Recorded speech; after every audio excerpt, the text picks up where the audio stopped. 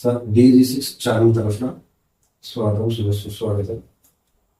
మీరు కొత్తగా వచ్చిన గండిపేట ఎంఈఓ గారు మీరు విధులు జాయిన్ అయ్యి ఎన్ని రోజులు అయింది sir?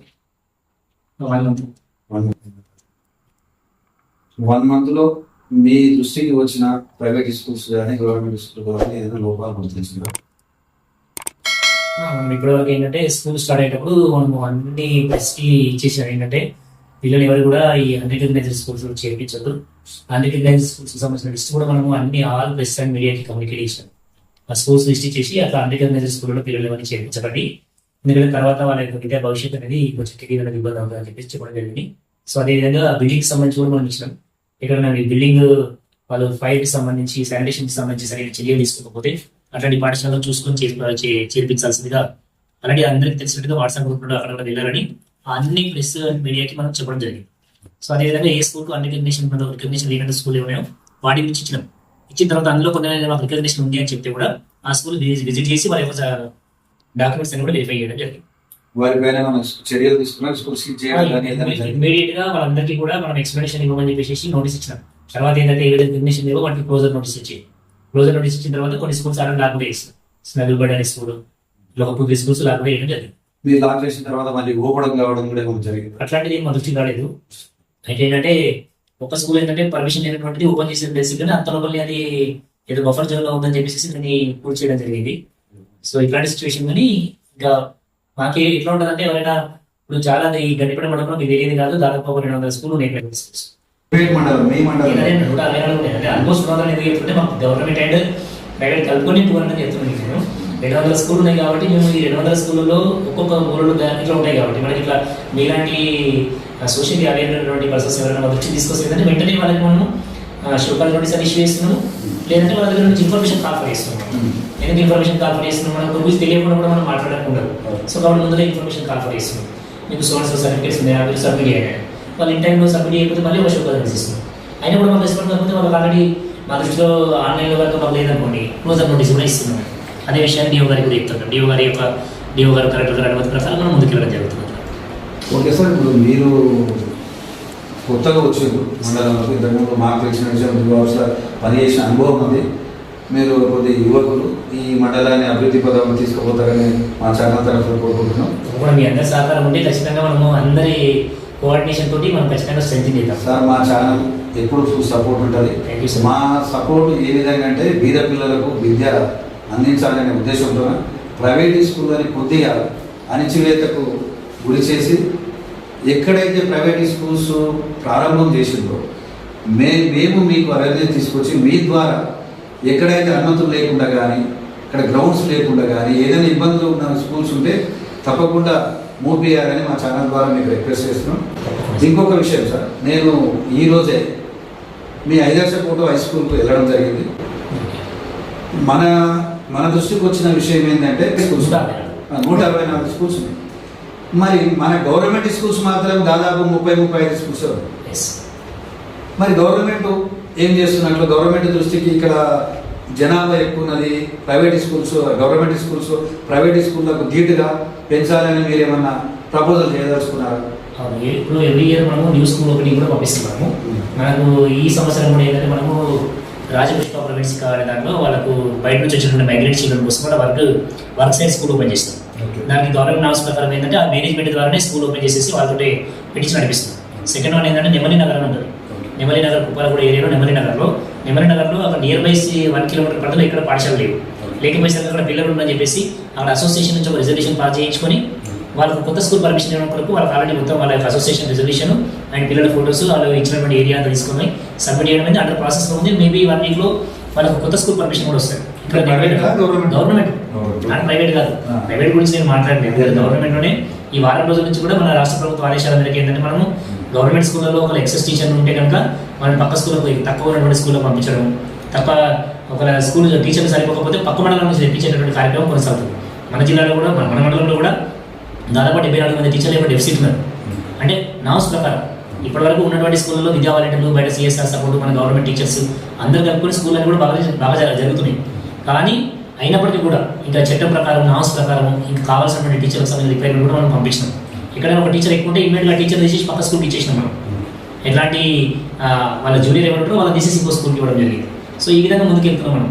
Text books, note books అవన్నీ కూడా ఇన్ టైంలో అన్ని స్కూల్కి ఇచ్చేసినాం మనం. ఓకే, మీరు చెప్పిన మాటలోనే మా దృష్టికి వచ్చిన ఒక విషయం. ఈ రోజే మేము మీ ఐదర్శకోట హై స్కూల్కి వెళ్ళడం జరిగింది. అక్కడ 750 మెంబర్స్ స్టూడెంట్స్. ఎస్. అక్కడ హెడ్ మాస్టర్ గారిని అడిగి తెలుసుకుంటే మేడం గారు చెప్పిన విషయం ఏంటంటే అక్కడ టీచర్ల కొరత చాలా ఉంది. ఇంకా దాదాపు అన్నీ కలుపుకుంటే ఒక 10, 10, 11, 12 మెంబర్స్ టీచర్సే అక్కడ అవసరం ఉండే పరిస్థితి ఉన్నది. మీరు మీ దృష్టికి మా ఛానల్ ద్వారా తీసుకొస్తున్నాం కాబట్టి వాళ్ళు కూడా మమ్మల్ని అడిగిరు. మేము కూడా అక్కడ ఉన్న స్థితిగతులు పూర్తిగా తెలుసుకొని ఎంఈఓ గారికి రిక్వెస్ట్ చేద్దామనే ఉద్దేశంతో మా ఛానల్ తరఫున పిల్లల బాగోగు కోసం మరి మీరు అతి త్వరలో నా స్కూల్కు ఎంతో కొంతమంది టీచర్స్ని ప్రొవైడ్ చేస్తారని ఆశిస్తున్నాం. ఐదర్శకోట స్కూల్లో నేను నిన్ననే విజిట్ చేసిన, మొన్న డే బిఫోర్ ఎస్టర్డే నేను విజిట్ చేసిన తర్వాత 700 మంది పిల్లలు ఉన్నారు.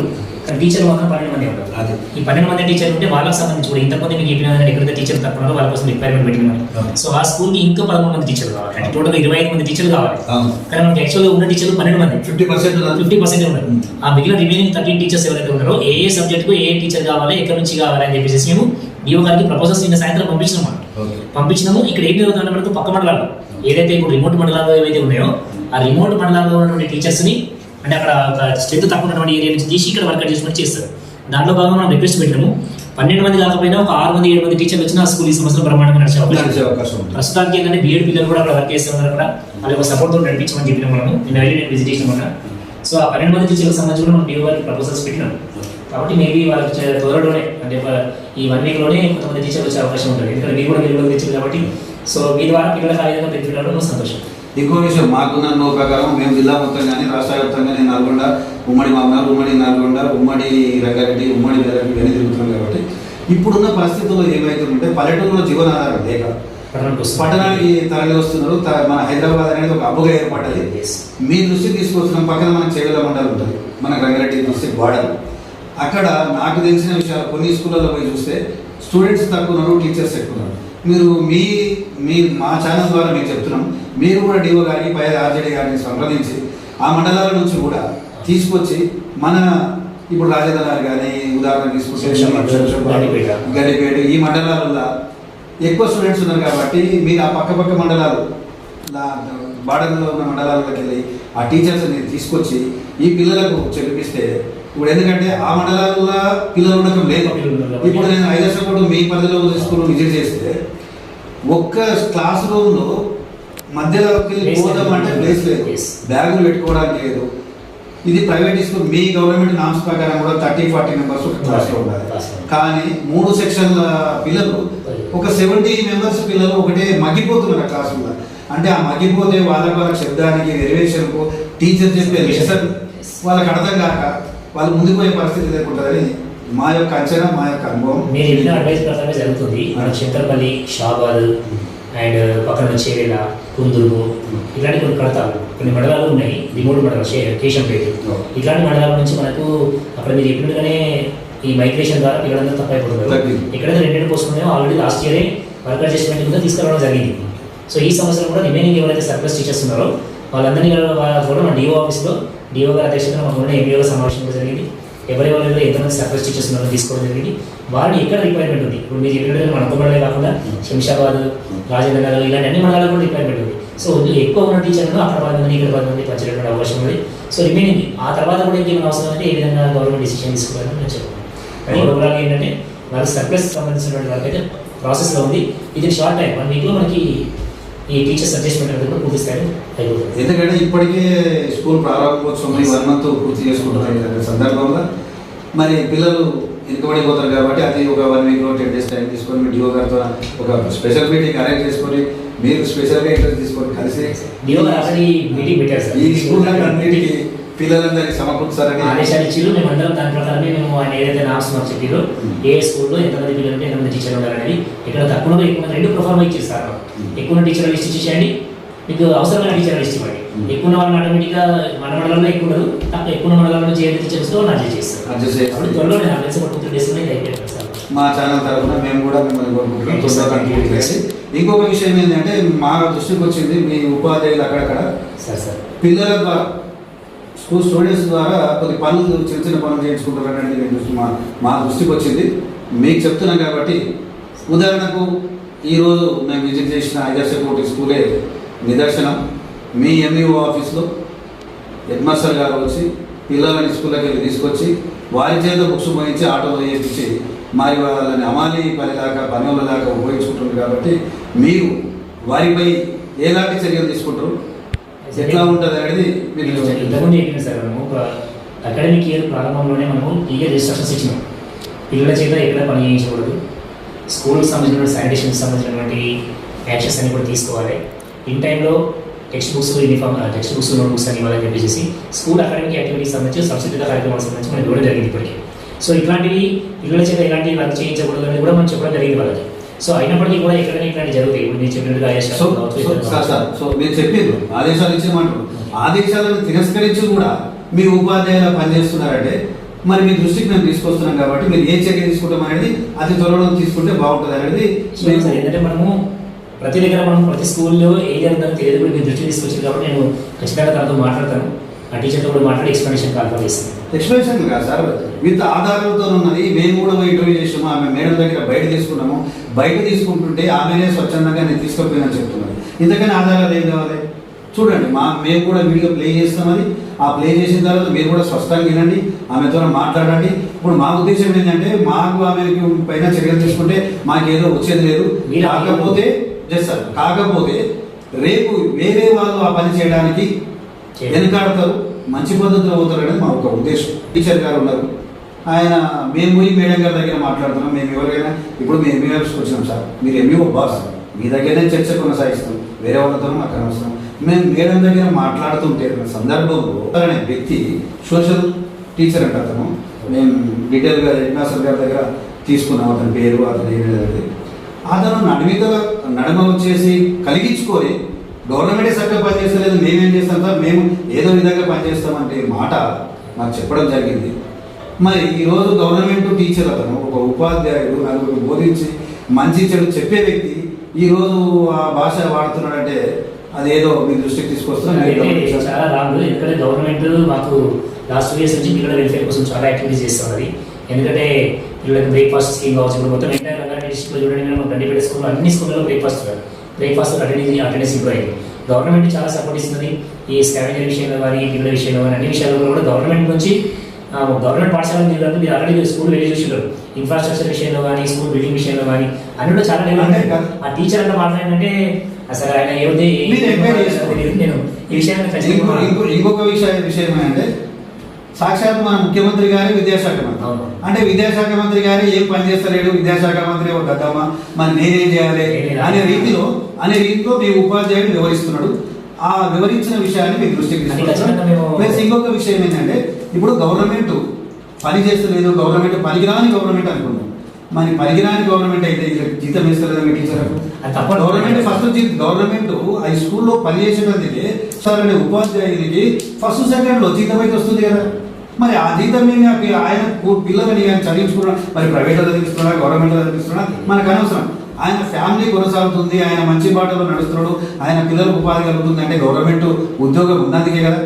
మరి ఈ రోజు ఆయన గవర్నమెంట్ ఉద్యోగం ఉండి కూడా ఒక ఉపాధ్యాయుల వృత్తిలో ఉండి వేరే అనుకున్నా పక్కకి వెళ్దాం, మరి ఆ రీతిలో ఉండి ఒక మీడియా మేము పోతే కూడా ఆయన గవర్నమెంటే పనిచేస్తలేదు, మేమేం చేస్తాం, మేము కూడా చేసిన కాడికి చేస్తాం, పిల్లలతో పని చేపిస్తే ఏమవుతుంది, చేయకూడదా అంత తప్పు అని మాట మాట్లాడడం ఎంతవరకు సమంజసం? రాంగ్. మనం ఏంటంటే ఈ విషయాన్ని జీవోగా దృష్టి కూడా తీసుకెళ్తాను. ఎందుకంటే మనం అట్లాంటి అసలు బేసిక్గా ఏంటంటే పేరెంట్స్ తోటి కానీ మనం చాలా అందరి ఉపాధ్యాయులకు చెప్పేది బేసిక్గా ఏంటంటే పాఠశాలకు వచ్చే పేరెంట్స్ తోటి చాలా మర్యాదపూర్వకంగా వివరించాలి. పేరెంట్ టీచర్ మీటింగ్ కండక్ట్ చేసినప్పుడు పాఠశాలలో జరుగుతున్న విషయాలని తెలియాలి వాళ్ళకి. వాళ్ళు ఎప్పుడు కూడా వాళ్ళకు గెస్ట్ లాగా వాళ్ళు లేకపోతే మా స్కూల్స్ లేవు, పేరెంట్స్ వాళ్ళకి పిల్లలు పంపించకపోతే మా ఉద్యోగాలు ఎక్కడికి లేవు.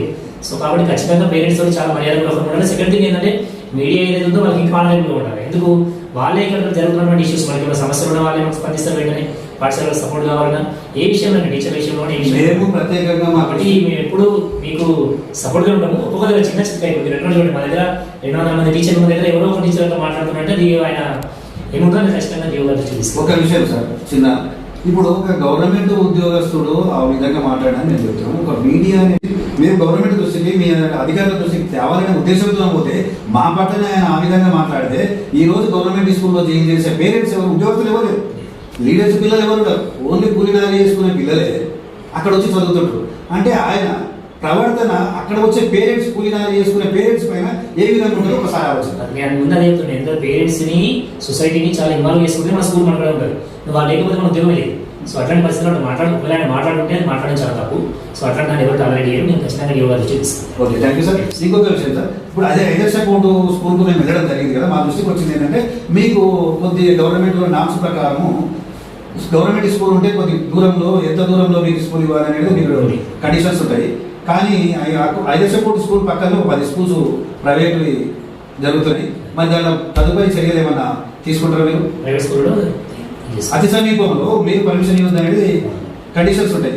మరి అతి దగ్గరలో ఇవ్వద్దు. 1 కిలోమీటర్ పరిధిలో పాఠశాల లేకపోతే ప్రభుత్వ పాఠశాల ఏర్పాటు చేయడం ఉంటుంది మనకి.